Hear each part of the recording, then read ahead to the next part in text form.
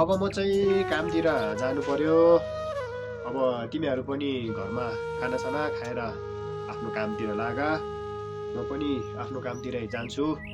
साँच्ची त्यो मेरो अस्तिको ज्याकेट देऊ त, खोइ ज्याकेट कहाँ पुग्यो?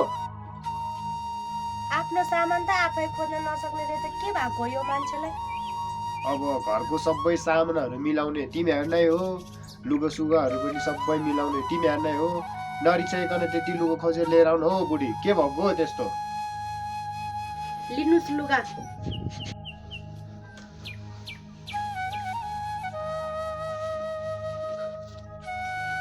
ल म गएको, अब तिमीहरू पनि बस, म भरे आउँछु है त। ल ल, भरे चाहिँ चाँडै आउनु है।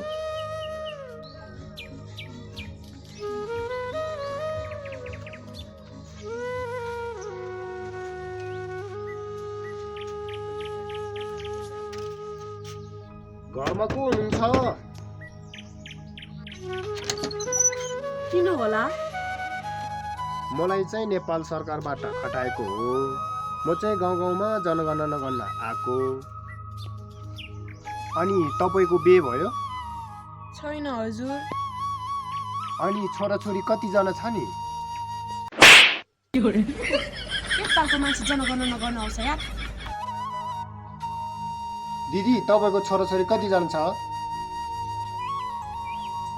4 जना छ भाइ।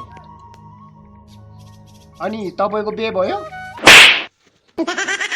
अब म यस्तो काम गर्दै गर्दिनँ।